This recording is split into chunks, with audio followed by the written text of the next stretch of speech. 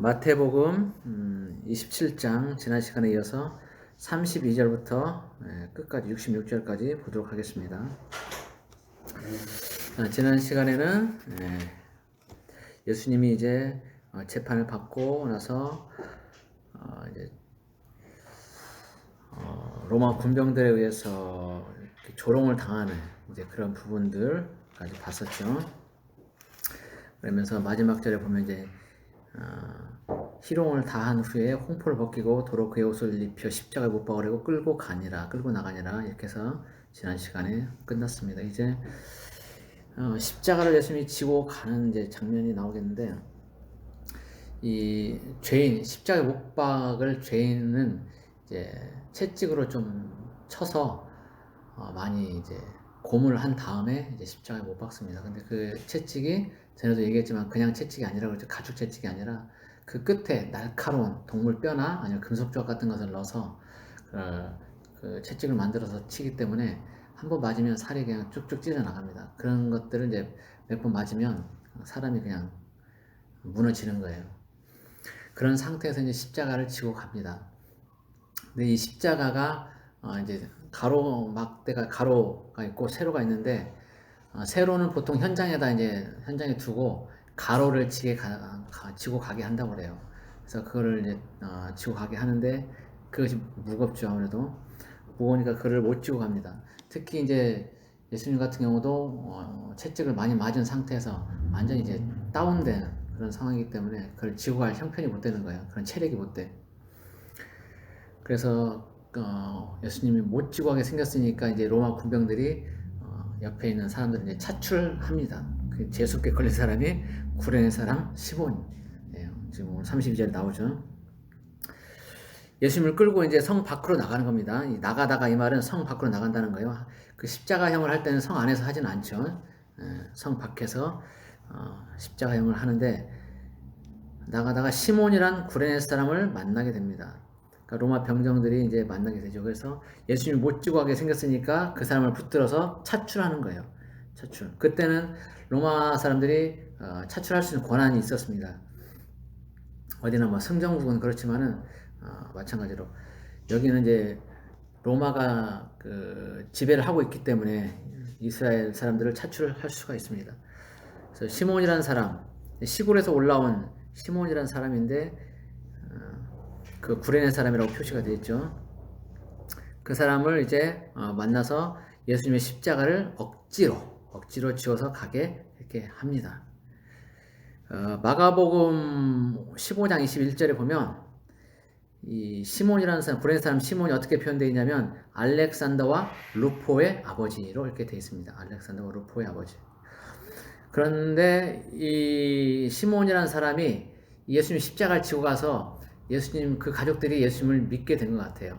나중에 로마서 16장 13절에 보면 주 안에서 택함을 입은 루포라는 그런 말이 나옵니다. 그러니까 이 시몬의 자식인 루포가 예수를 믿게 된 거죠. 그러니까 알렉산더도 믿었는지 안 믿었는지 모르겠어요. 그러나 어쨌든 이 가족들이 예수님에 대해서 이제 알게 되고 예수님을 믿게 되고 이제 믿는 가족들이 되었다고 보는 거죠. 그래서 예수님이 십자가를 억지로 졌지만 그로 인해서 이 가족들에게 영원한 천국이 이제 주어지는 그런 복이 있게 된 거죠.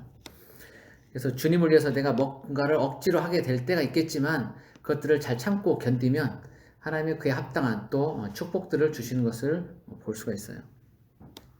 그렇게 해서 이제 십자가를 억지로 지워서 골고다, 즉 해골의 곳이라는 곳에 이르게 됩니다. 예수님을 십자가에 못 박는 곳이죠. 처형하는 곳.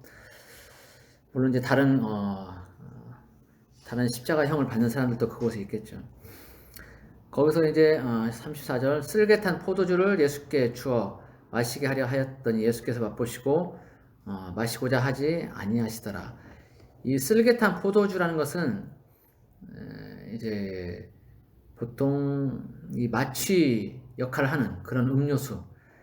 이 당시에 이제 좀 경건한 집 부인들이 이제 그런 자선을 많이 이제 베풀었다고 그래요. 이 십자가형을 받는 사람들이 고통스럽잖아요. 못 박혀야 되고 거기서 몇 시간 동안 매달려 있어야 되고 이런 것들이 너무나 고통스럽기 때문에 그 고통을 조금이라도 줄여주려고 이제 마취성이 있는 그런 음료를 이렇게 제공을 했다고 그래요. 그래서 그것이 이제 슬개탄 포도주로 나오기도 하고, 뒤에 보면은 신포도주, 48절에는 신포도주로 나오기도 합니다. 그래서 그런 이제 역할을 하는데, 그걸 예수님께 줬는데, 사람들이 줬어요. 근데 예수님 그를 안 마십니다. 안 마셔요. 거기에 이제 그런 마취성이 있는 이제 그런 것이 있다는 걸 아시기 때문에 안 마시는데, 이것은 예수님이 그 고난의 잔을 온전히 마시겠다는 그런 표현으로 봅니다. 그 자기 고통을 온전히 다 자기가 감당을 해야, 우리가 어떤 고통을 당하든지 그 고통을 예수님이 대신할 할 수 있는 거거든요. 그 이사야서에 나오는 것처럼 우리의 질고를 예수님이 졌다고 그러잖아요. 그 우리의 모든 것 다 아시는 분이란 말이죠. 그러면 마취성 있는 그 음료수를 마시고 그런 고통을 적게 느끼게 되면 우리의 당하는 고통을 온전히 예수님이 가져갔다고 말할 수가 없는 거예요. 그래서 예수님은 그 십자가 처형을 당하시기 전에도 온전한 우리의 고통을 온전히 주님이 경험하시기 위해서 그렇게 음료를 거부를 한 것으로 봅니다. 이것이 이제 시편 69편 21절에 있는 말씀을 성취했다고 보는 거예요. 시편 69편 21절 한번 볼까요? 시편 69편 21절. 제가 읽어드리겠습니다. 그들이 쓸개를 나의 음식물로 주며 목마를 때에는 초를 마시게 하였사오니. 이 말씀이 이제 시편 69편 21절에 나오는데, 이 말씀이 지금 여기서 성취가 되는 거죠. 그래서 쓸개탄 포도주를 줬는데 예수님이 이제 안 마셨죠. 그리고 35절, 이제 그들이 예수를 십자가에 못 박은 후에 그 옷을 제비 뽑아 나누고 거기 앉아 지키더라. 십자가에 못 박았다라고 하는데, 이제 이것이 다른 성경에 보면은 마가복음 15장 25절에 보면은 삼시에 못 박았다라고 되어 있어요. 삼시, 그 당시 유대 시간은 우리 시간하고 다르죠. 이 삼시라는 것은 그들 시간은 새벽 6시에 하루가 시작을 해요. 그러니까 우리 시간으로 새벽 6시가 그들에게는 0시가 되는 거예요. 그러니까 3시가 됐다는 것은 우리 시간으로 하면 9시가 된 겁니다. 9시. 그러니까 아침 9시에 예수님이 십자가에 못 박히신 거죠. 그리고 십자가에 못 박고 난 뒤에 그 옷을 제비 뽑아서 이제 로마 군병들이 나눠 가집니다. 그 당시 예수님의 옷은 다른 사람도 마찬가지지만 통으로, 위에 아래까지 그냥 통으로 짠, 마치 여자들 치마처럼 원피스처럼 이렇게 되어 있는 그 옷인데, 그것을 이제 제비 뽑아서 나눠 가집니다. 통상적으로 이제 십자가에 못 박고 나면 그 옷들을 이제 거기서 집행하는 사람들이 나눠 가졌다라고 얘기를 해요. 옷뿐만 아니라 그들이 가지고 있던 그런 모든 부속품들, 뭐 시계는 없지 그 당시에는. 목걸이나 반지 이런 것들이 있으면 그들이 이제 가져갔다라고 얘기를 합니다. 그리고 그렇게 해서 제비 뽑아서 나누고, 누가 가져갈까 이제 제비 뽑아 나누고 거기 앉아 지키더라. 왜 지키냐면 이제 그 사람들이, 십자가 못 박힌 사람들이, 물론 뭐 다 같이 살아날 일은 없지만 그 형이 진행되는 동안에 누가 와서 데려갈 수도 있고, 그렇기 때문에 그것들을 지키는 겁니다. 그리고 이제 예수님의 머리 위에 이제 근데 그 십자가형은 그 뭐 로마에서부터 시작된 건 아니고, 이 아수르하고 페르시아 쪽에서 이제 시작이 돼가지고 점차 이제 로마까지 왔다고 그러는데, 여기 십자가형을 당하는 사람들은 아주 중대한 범죄를 한 사람, 반역자나 아니면 중대 범죄자들이 이제 주로, 그리고 뭐 도망갔던 노예들, 그리고 사회에서 가장 비천한 쪽에 있는 그런 죄인들, 가장 천한 죄인들을 이제 십자가 처형을 했다고 그렇게 얘기를 합니다. 근데 단 로마 시민은 제외. 로마 시민은 어떤 죄를 지어도 로마 시민은 절대 십자가형은 하지 못하게 되어 있습니다. 그래서 가장 잔인하고 수치스러운 형벌이 이제 십자가형이 되는 거죠. 근데 그 십자가 형벌을 예수님이 담당하시는 거예요. 누구 때문에? 나 때문에. 너 때문이 아니고 나 때문에. 너 때문에 하면 이제 쌈나는 거야.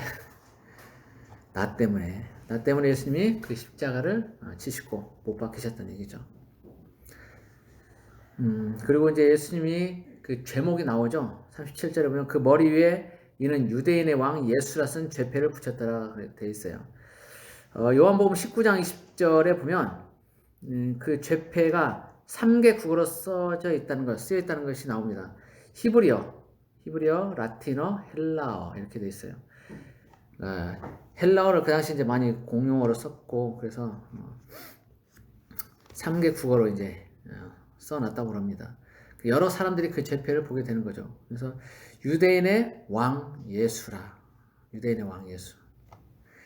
그러니까 예수님이 이스라엘 백성들에게 왕으로 오셨다는 것을 이제 이방인들도 알고 이렇게 써놓는 거예요. 그들은 물론 이제 조롱거리로 해서 써놨을 수도 있지만 실제적으로 유대인의 왕 예수라 이렇게 죄표가 있다는 것은 이스라엘 백성들의 모든 죄를 짊어지고 예수님이 십자가에 죽으셨다는 거예요. 왕으로 오셨는데도 불구하고 겸손히 낮아지셔서 십자가에 우리 대신 죽으셨다는 것을 보여주는 겁니다. 그러나 그분이 확실히 왕이라는 것을 표현하고 있죠. 그리고 그때 예수님과 함께 강도 둘이 이제 못 박히게 됩니다.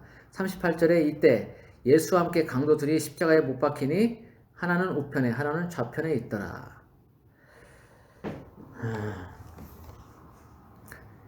지나가는 자들은 자기 머리를 흔들며 예수를 모욕하여 이르되, 자, 여기 자기 머리를 이렇게 흔든다고 그러잖아요. 이렇게 흔들어. 이거는 그 당시에 상대를 이렇게 조롱하거나 멸시할 때 일반적으로 했던 그런 습관이라고 얘기합니다. 그러니까 머리를 흔들면서 모욕하는 것은 예수님을 조롱하고 이제 멸시하는 그런 습관에 따라서 한 거죠. 그러면서 뭐라고 얘기하냐면 지나간 사람들이 40절에 보면 성전을 헐고 사흘에 짓는 자여 네가 만일 하나님의 아들이어든 자기를 구원하고 십자가에서 내려오라 이렇게 얘기합니다. 그리고 그와 같이 대제사장들도 서기관들과 장로들과 함께 희롱하여 이르되 그가 남은 구원하였을 때 자기는 구원할 수 없도다. 그가 이스라엘의 왕이로다. 지금 십자가에서 내려올지어다. 그리하면 우리가 믿겠노라. 그가 하나님을 신뢰하니 하나님이 원하시면 이제 그를 구원하실지라. 그의 말이 나는 하나님의 아들이라 하였도다 하며 함께 십자가에 못 박힌 강도들도 이와 같이 욕하더라. 자, 지나가는 사람들이 이제 자기 머리를 흔들면서 예수님을 모욕하죠. 성전을 헐고 사흘에 짓는다고 했는데 그러면 네가 하나님의 아들이거든 한번 내려와 봐라. 그럼 믿겠다 얘기하는 거죠. 여기서 네가 하나님의 아들이거든 이렇게 말하는 것은 이 사람들만 한 얘기가 아니고 마태복음 4장 3절에 보면 마귀가 예수님을 시험할 때도 했던 얘기예요. 그 당시에도 네가 만일 하나님의 아들이거든 이렇게 얘기해서 시작을 해가지고 세 가지 시험을 하죠. 그리고 이것은 예수님이 붙잡히고 나왔을 때 막 붙잡혔을 때 마태복음 26장 63절에 보면 가야바가 질문할 때도 그렇게 질문합니다. 네가 하나님의 아들이거든 이렇게 질문합니다. 그래서 이런 식의 질문들이 계속 나오는데 이제 이들은 인정하고 싶지 않은 거죠. 예수님이 하나님의 아들이라는 걸 인정하고 싶지 않은 거예요. 메시아라는 걸 인정하고 싶지 않은 거예요. 그래서 조롱하면서 얘기를 합니다. 십자가에서 내려와 보라고 얘기를 하고 장로들과 서기관들, 대제사장들도 그렇게 얘기를 합니다. 이 사람이 남은 구원하는데 자기는 구원 못하는구나. 그동안에 죽은 사람도 살리고 병든 자 고치고 귀신도 쫓아내고 했는데 정작 자기 자신은 구하지 못하네 하면서 조롱하는 거예요.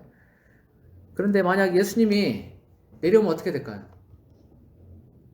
내려오면 증명은 되겠죠? 응?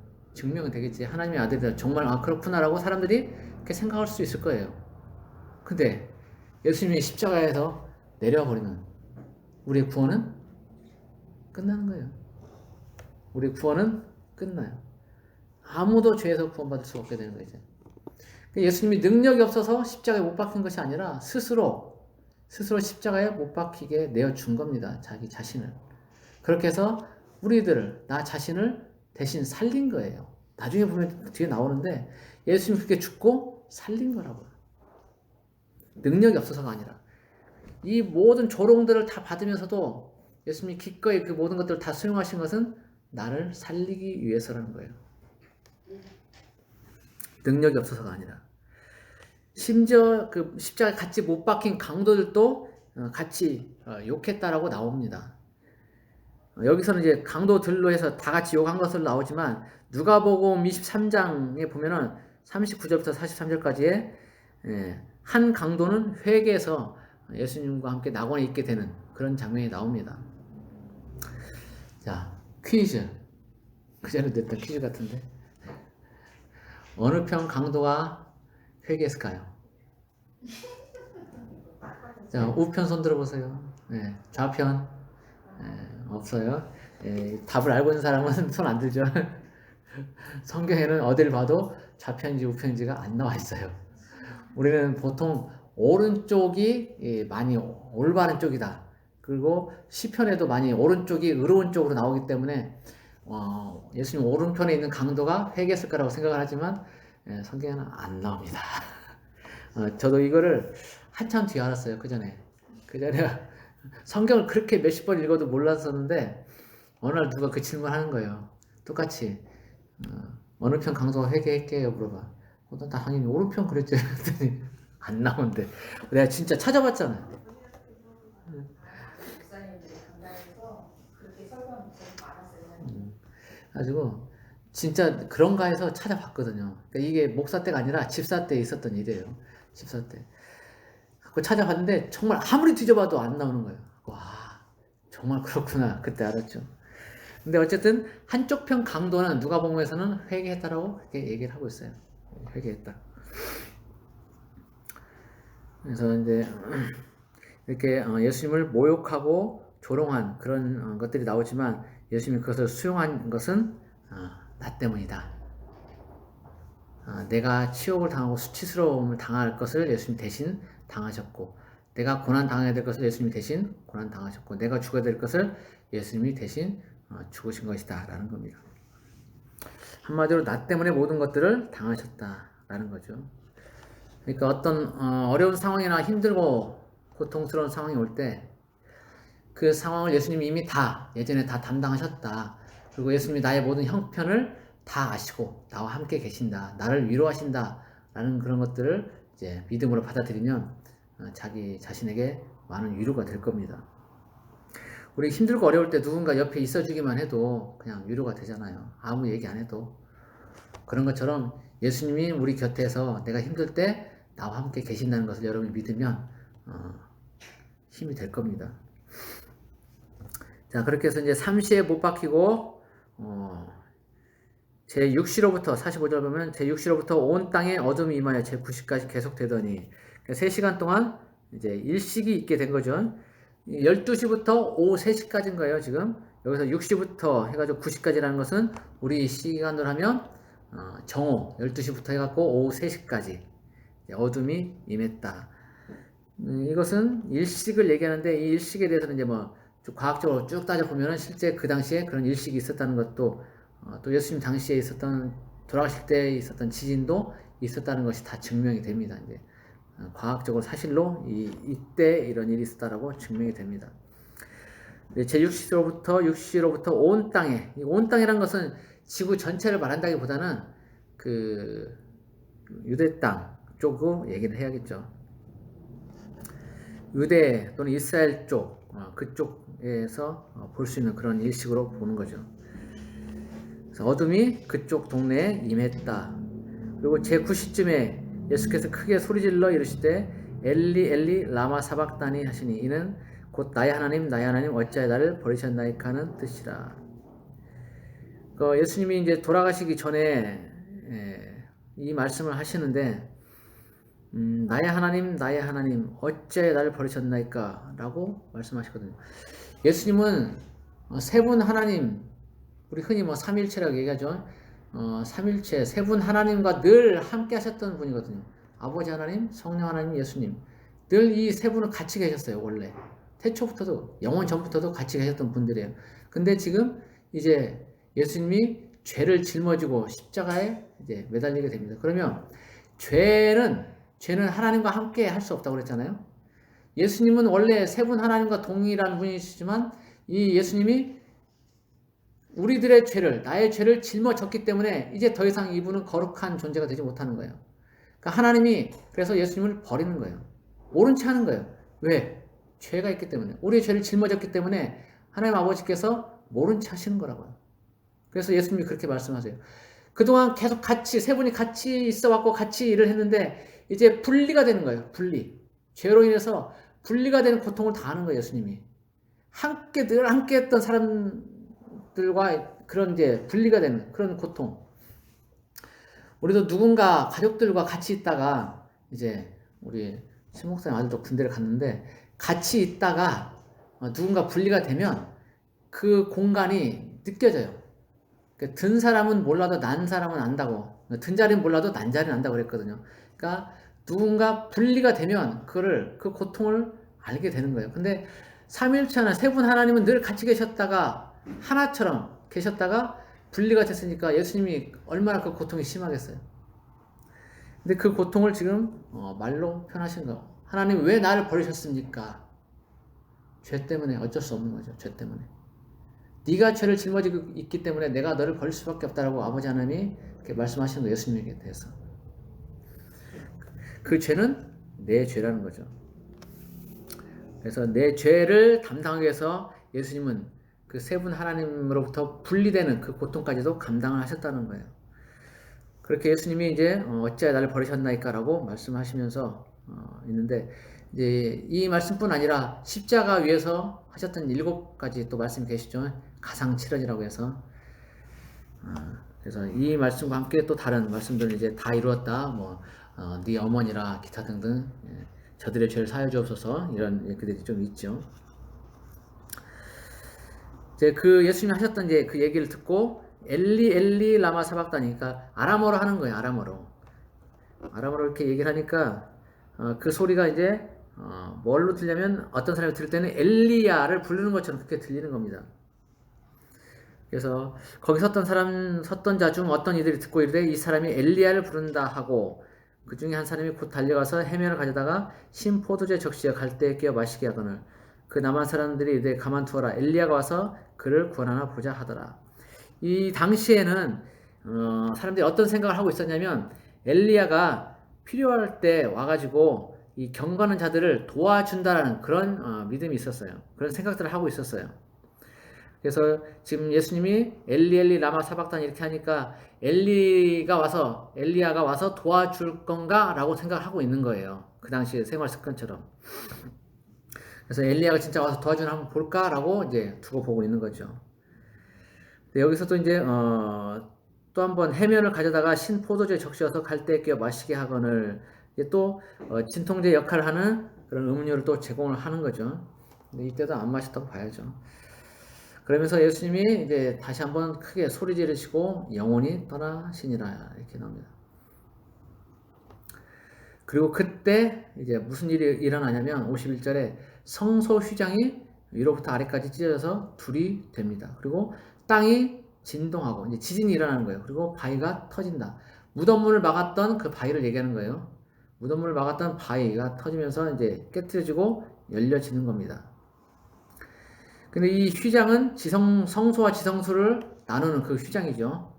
길이는 대략 12.5m 정도 된다고 그러고 폭이 1.8m 그리고 72개의 주름이 있다고 그러는데 그리고 두께는 성인의 손바닥 정도 두께라고 그래요. 그러니까 상당히 두껍고 무거운 거예요. 그 휘장이 그냥 이런 커튼 치는 그런 게 아니라 상당히 크고 무거운 것이고 12m가 넘는 거면은 우리 손이 안 닿는 거예요. 손이 안 닿아. 길이가 12.5m. 어쨌든 사람이 이렇게 위에서 찢을 수 있는 그런 건 아닌 거예요. 근데 여기서 보면 휘장이 위로부터 아래까지 찢어서 둘이 됐다 얘기를 하고 있어요. 이 지성소는 누가 들어갑니까? 1번 내가 들어간다. 2번 네가 들어간다. 3번 대제사장이 들어간다. 1년에 한번 그 대속죄일에 대제사장이 한번 짐승의 피를 가지고 전체 이스라엘 백성들의 죄를 대속하기 위해서 들어가죠. 그런데 그 휘장이 위에서 아래로 찢어진 거예요. 이것은 우리 모든 사람들이 이제 대제사장이 되어서 하나님께로 직접 나아갈 수 있는 길이 열렸다는 것을 보여주는 거예요. 뭘 통해서? 예수님의 십자가의 죽음을 통해서. 그러니까 이 휘장은 예수님의 육체를 가리키는 거예요. 예수님이 십자가에 죽으시고 그 육체가 갈갈이 찢기면서 휘장이 찢어지는 거예요. 그걸 보여주는 거죠. 그래서 예수님을 통해서 우리가 하나님께 직접 나아갈 수 있다는 것을 보여주는 겁니다. 우리가 대제사장이 되어서 지성소로 직접 들어갈 수 있다는 것을 보여주는 거예요. 그래서 이제 더 이상 예수님의 육체로 모든 제사를 다 완성하셨기 때문에 더 이상 이제 짐승 제사는 필요 없고 우리가 다 같이 이제 왕 같은 제사장이 되어서 하나님께 직접 나갈 수 있다라는 것을 보여주는 겁니다. 그리고 그때 이제 땅이 진동했다. 지진이 있었고 바위가 터져서 무덤이 열렸다라고 나오고 있어요. 이것은 뭐 역사적인 사실로 다 이미 증명이 돼 있어요. 이 당시에 지진이 있었다는 것은. 그리고 이제 바위가 터지고 무덤이 열렸다고 그랬죠. 이 바위라는 건 무덤, 그 당시에 무덤은 굴 속에 무덤을 마련해 놨는데 그 무덤을 막아 놓는 것이 이제 대부분 바위였죠. 큰 바위를 갖다가 무덤 문을 이렇게 가려 놓는 거, 막아 놓는 겁니다. 그런데 그 바위들이 터지면서 다 문이 열린 거예요. 무덤 문이 열리고 거기서 자던 성도의 몸이 많이 일어나되 이렇게 되어 있어요. 죽었던 사람들이 그 당시에 예수님이 십자가에 죽으면서 이제 많은 사람들이 살아나게 된 거예요. 이 얘기는 아까 했던 것처럼 예수님이 십자가에 죽으시면서 대신 우리를 살리신다는 예표를 보여주는 거예요. 이 당시에 죽었던 사람들이 살아난 것은 예수님의 생명으로 우리가 대신 살아난다는 것을 미리 한번 보여주는 거라고요. 그러면서 그 사람들이 나중에 이제 예수님과 함께 성 안으로 들어가게 된다는 얘기를 이제 53절에 하고 있는데 예수의 부활 후에 그들이 무덤에서 나와서 거룩한 성에 들어가 많은 사람에게 보이니라 이렇게 돼 있어요.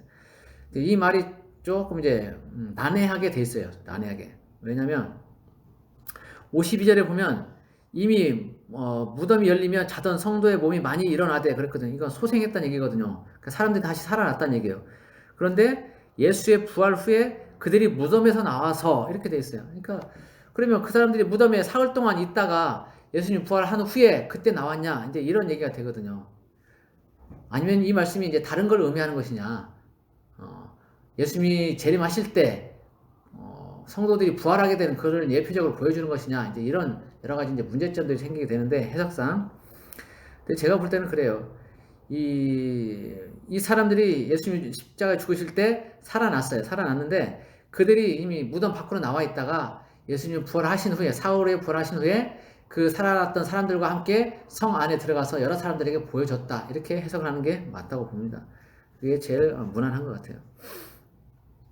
그래서 그 사람들이 살아나긴 했는데 이제 사흘 후에 예수님과 함께 성 안으로 들어갔다. 예수님 부활 후에 그렇게 보는 거죠. 그리고 이제 54절에 보면 백부장과 및 함께 예수를 지키던 자들이 지진과 그 일어난 일들을 보고 심히 두려워하여 이르되 이는 진실로 하나님의 아들이었도다 하더라. 이 백부장은 예수님을 믿는 그 백부장이죠. 원래 십자가형을 할 때는 그 부총독이 그것을 관할하게 돼 있는데 이제 그 부총독이 이 예수님 십자가에 못 박는 것을 이제 안 하려고 거부했던 것 같아요. 그래서 그 일을 이제 백부장이 대신 다 이제 지휘를 하게 됐다고 봅니다. 그래서 백부장과 함께 예수를 지키던 자들이 지진과 그 일어난 일을 보고 심히 두려워하되 이는 진실로 하나님의 아들이었도다. 그 모든 일들을 보니까 사람들이 이제 무덤에 살아나고 휘장이 찢어지고 이제 여러 가지 일들을 보니까 정말 하나님의 아들이었구나라는 고백들을 하게 되는 거죠. 그리고 이제 55절 예수를 섬기며 갈릴리에서부터 따라온 많은 여자가 거기 있어 멀리서 바라보고 있으니 이제 그 당시에 예수님을 많이 따랐던 그런 여자들이 있죠.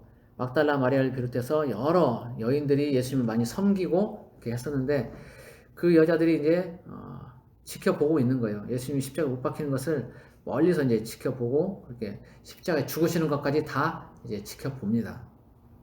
근데 그 사람들이 누구냐면 막달라 마리아 56절에 보면 막달라 마리아가 있고 또 야고보와 요셉의 어머니 마리아가 나옵니다. 그리고 또 세베대 아들들의 어머니도 있습니다. 이게 뭐 다른 성경에도 보면은 이제 여러 이름으로 또 나오기도 합니다.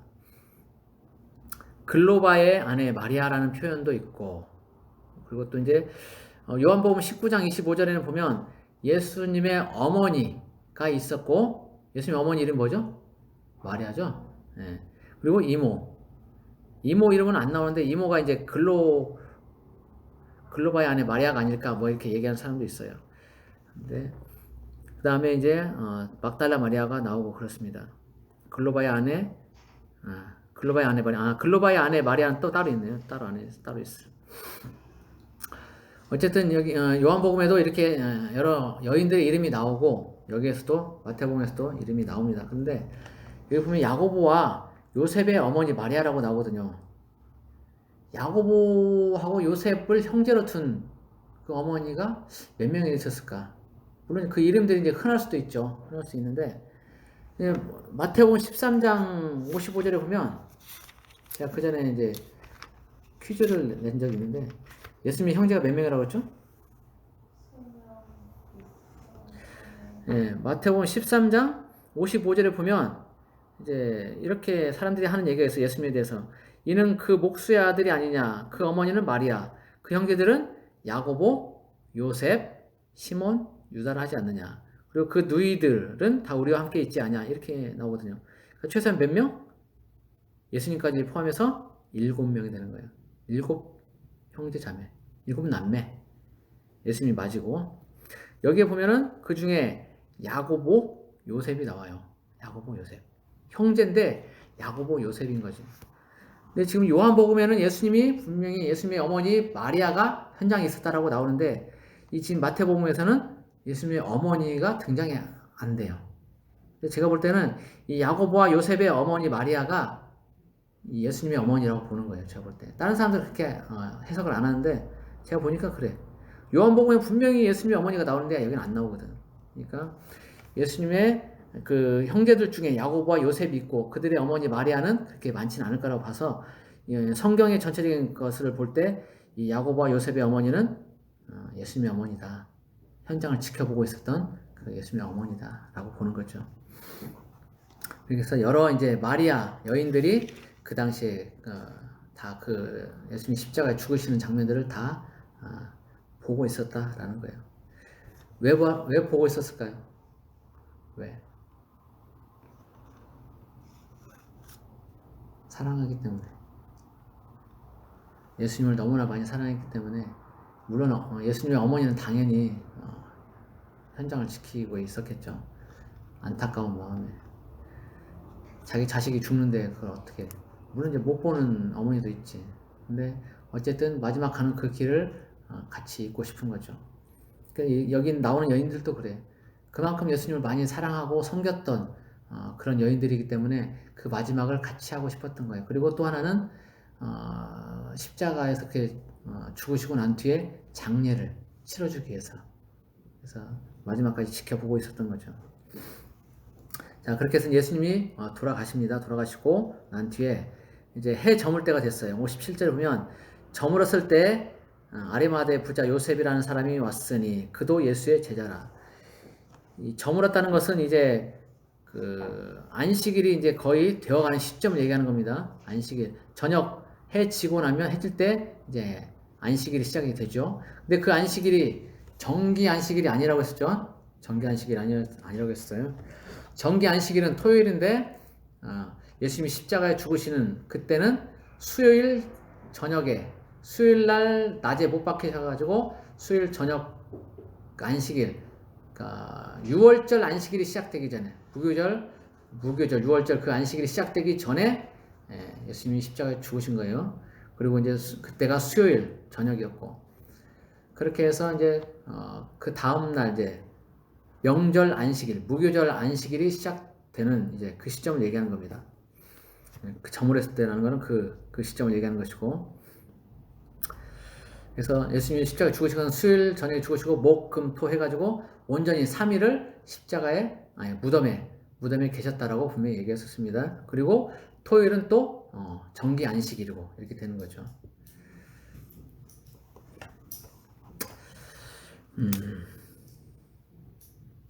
그 수요일 날 목요일이 이제 안식일이 되는 거죠. 목요일이 명절 안식일이 되는 것이고 그다음에 금요일 날 하루 징검다리 휴일이 아니 징검다리 날짜가 있고 그다음에 토요일 날 또 이제 안식일이 되고 이렇게 되는 거예요. 그러니까 목요일은 명절 안식일, 토요일은 정기 안식일, 토요일 이렇게 되는 거죠. 여기서 나오는 것은 이제 저물었다는 것은 명절 안식일이 되어 가는 시점을 얘기하는 겁니다.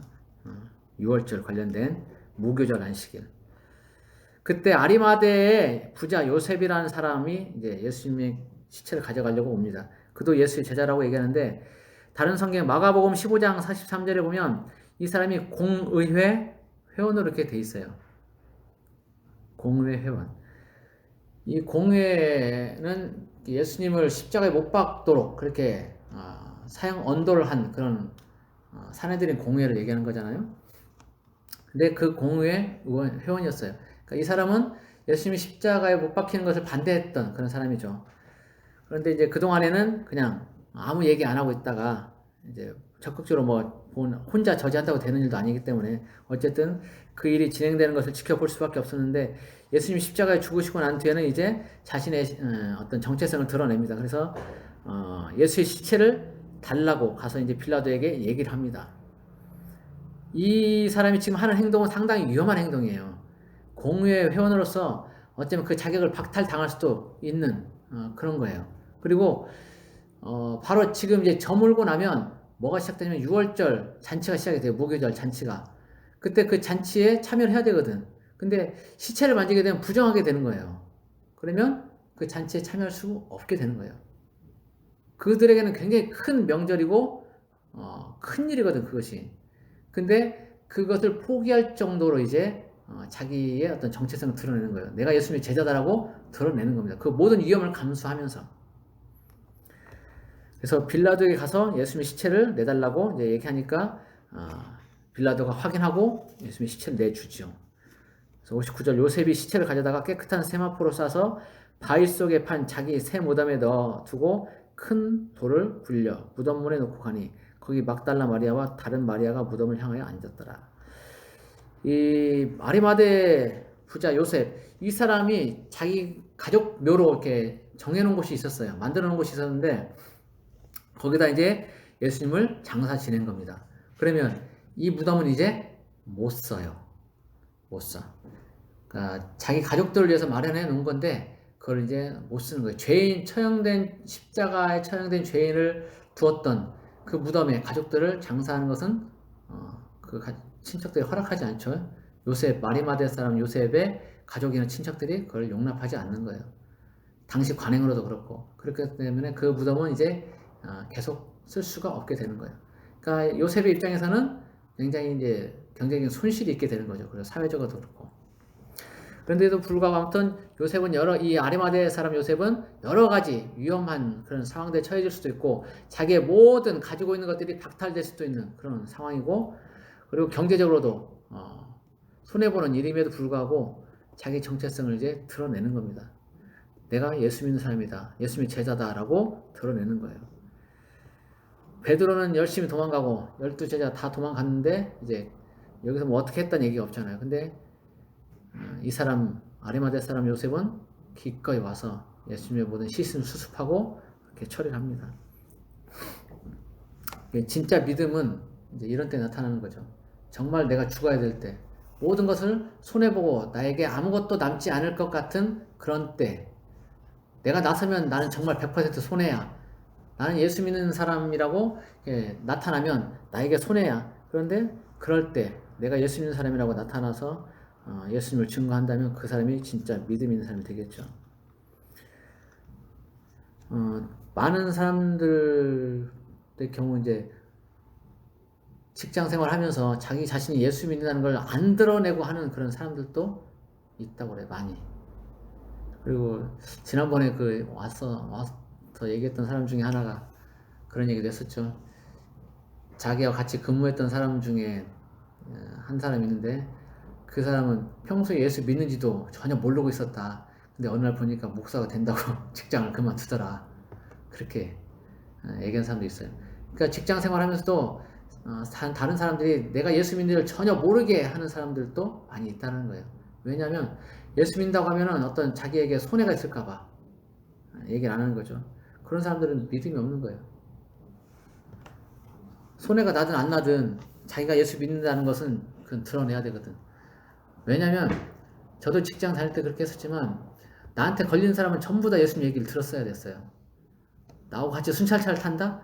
100% 예수님의 얘기를 들어야 돼. 나하고 같이 아무튼 얘기를 한다? 들어야 돼. 그렇게 예수님에 대한 정체성을 드러내고 예수님을 증거해야 되는 것이 우리의 사명이거든요. 근데 다른 사람들이 내가 직장 생활을 하는데 몇십 년이 지나도록 내가 예수 믿는다는 걸 모른다. 그럼 문제가 있는 거예요. 그 사람의 삶은 예수님과 아무런 상관이 없는 거죠. 예수님 붙잡힐 때 도망갔던 12제자, 다른 제자들과 똑같은 거예요. 우리는 그런 사람들보다 이 아리마대 사람 요셉 같은 믿음이 필요한 거예요. 나에게 손해가 날지라도 내가 예수님의 제자라는 걸 드러내는 그런 믿음이 필요한 거죠. 자, 그렇게 해서 이제 예수님의 장사를 이제 마무리합니다. 그러니까 이건 지금 임시장이에요. 사실은 임시장이고 이제 나중에 다른 성경들을 통해서 보면은 이제 본격적인 장례를 이제 치르기 위해서 여인들이 향품들을 준비하는 그런 것들이 나옵니다. 그래서 이제 아무튼 임시장을 지내게 되는데 거기에 막달라 마리아와 다른 마리아가 무덤을 향하여 앉았더라. 이 다른 마리아가 저는 예수님의 어머니라고 보고 있어요. 다른 뭐 예수님을 따랐던 그런 여인들 있지만 가장 가슴 아픈 사람이 누구겠어요? 그 자리를 못 떠날 사람. 엄마지. 그래서 다른 마리아 여기 표지는 안 하고 있지만 다른 마리아가 저는 예수님의 어머니라고 보고 있어요. 그리고 7 귀신을 쫓아내 준 7 귀신이 들렸던 그 사람 막달라 마리아. 예수님께 굉장히 큰 은혜를 받았죠. 그렇기 때문에 그 막달라 마리아도 마지막까지 이렇게 지키고 있었다고 봅니다. 그래서 이제 62절 넘어가 보면은 62절에 그 이튿날은 준비일 다음 날이라. 대제사장들과 바리새인들이 함께 빌라도에게 모여 이르되, 자, 이튿날 예수님이 십자가에 못 박히고 이제 해 저물고 그 다음 날이 되는 거죠.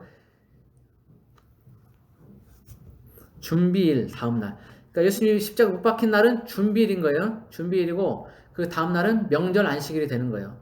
흔히 이게 준비일이라고 말하는 것은 큰 명절, 6월절 같은 무기절 같은 그런 큰 명절 전날을 준비라고 그렇게 많이 얘기를 합니다. 그러니까 여기서 얘기하는 것은 이 준비라고 말하고 있는 것은 이들이 이 명절, 이 안식일이 그냥 안식일이 아니라 큰 명절 안식일이다. 그러니까 6월절, 무교절 그 안식일이다라는 것을 보여주고 있는 겁니다. 여기서도. 그래서 이제 그 안식일에 명절 안식일에 이제 대제사장들과 바리새인들이 함께 모여갖고 빌라도에게 가서 얘기합니다.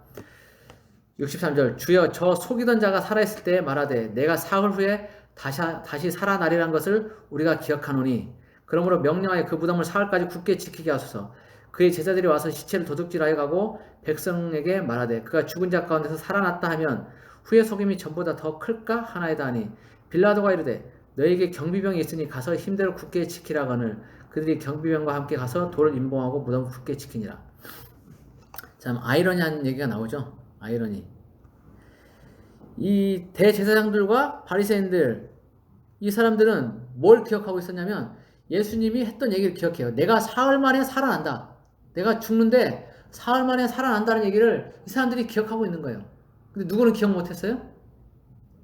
예수님의 제자들 기억 못했어요. 예수님의 제자들은 기억을 못하고 있는데 이 사람들은 그 중요한 핵심 부분을 기억하고 있어서 혹시라도 그가 살아났다라고 이렇게 시체를 도둑질해가고 살아났다라고 해버리면 더 큰 소요가 일어날 것이다 라고 해서 염려해서 이제 그 일들을 대비책을 세우는 거죠. 경비병을 두고 지키게 하겠다는 거예요. 아이러니한 거예요. 정말 기억해야 될 사람들 수십 번, 여러 번에 5번? 제가 알기로 최소한 5번은 했었어요. 이 성경에 보면은 예수님이 자기가 십자가에 죽고 사흘 만에 살아난다는 얘기를 거의 5번은 했단 말이죠. 근데 그렇게 했을 동안에도 제자들은 인식을 못하고 있는 거예요. 살아난다는 것을 인식을 못하는 거지. 근데 이 사람들은 오히려 그를 기억하고 거기에 대해 대비책을 세우고 있다는 거예요. 우리가 하나님의 말씀을 그냥 흘려 듣는 경우가 얼마나 많은지를 이 경우를 통해서 볼 수가 있는 거예요. 오히려 믿지 않는 사람들이 더 예수님의 말씀을 기억하고 있는 것을 볼 때 우리 자신을 좀 돌아볼 필요성이 있죠. 내가 얼마나 하나님의 말씀을 잘 기억하고 그대로 준행하며 살고 있나라는 것을 돌아볼 필요성이 있는 거예요. 그래서 어쨌든 이제 예수님이 다시 살아날 것을 대비해서 혹이라도 살아나면 안 되니까 또 예수님의 시체를 가져가고 살아났다라고 하면 안 되니까 어쨌든 이렇든 저렇든 이제 그 무덤 문을 지키게 하는 거죠. 그리고 임봉까지 합니다. 임봉. 돌을 딱 그 입구를 막아놓고 큰 바위를 이제 입구를 막아놓고 거기에 진흙이나 아니면 밀랍 해서 이제 딱 막아놓는 거예요. 그리고 거기다 이제 로마 어떤 그런 관청에 도장을 이렇게 찍어 놓는 거죠. 아무도 손 못 대게. 손 대면 처벌받게 되는 거죠. 그렇게까지 이제 해서 무덤을 이제 아무도 오가지 못하게 그렇게 해놓는 겁니다. 자, 이렇게 해서 이제 마태복음 27장이 이제 전체적으로 마무리가 됩니다. 그래서 오늘 보면 이제 뭐 앞절에 시몬, 구레네 사람 시몬이 이제 예수님 십자가를 지고 가서 복받은 얘기도 나오고 예수 믿게 된 얘기도 나오고 예수님의 마지막 십자가 달리신 얘기들, 그리고 이제 아리마대 사람 요셉이 자기의 모든 것을 내려놓고 예수 믿는다는, 예수 제자라는 정체성을 드러낸 것들 이제 나옵니다.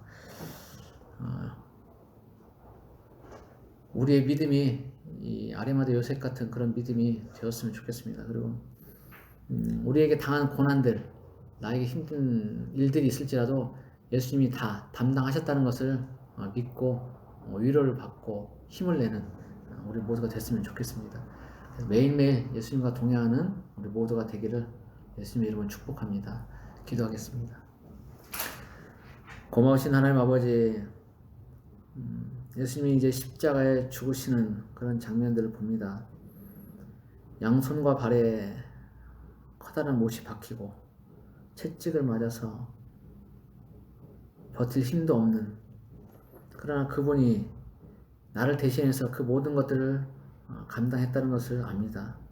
내 죄를 위해서, 나의 고통스러운 것들을 위해서, 나를 살리기 위해서, 나를 위로하기 위해서 그 모든 것들을 감당하셨다는 것을 압니다.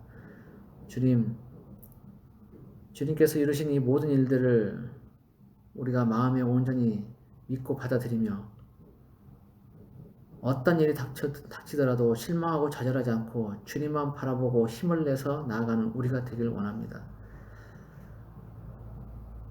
주님이 십자가에 죽으시고 부활하시는 그 사건들이 다른 사람이 아닌 바로 나 때문이라는 것을 기억하게 하시고 주님께 늘 감사하면서 사는 우리의 삶이 되도록 도와주십시오. 그리고 주님께서 모든 걸 다 이루셨기 때문에 내가 그 주님만을 따라가면 모든 것들이 평안하고 안식을 누릴 수 있음을 알게 해주십시오. 상황이 변하는 것이 아니라 주님으로 인해서 내가 위로받고 모든 것들이 해결되는 것을 알게 해주십시오. 오늘 또 함께 하신 주님을 찬양합니다. 늘 우리 삶에서 함께 동행하시는 주님을 찬양합니다. 감사하며 예수 그리스도 이름으로 기도드립니다. 아멘.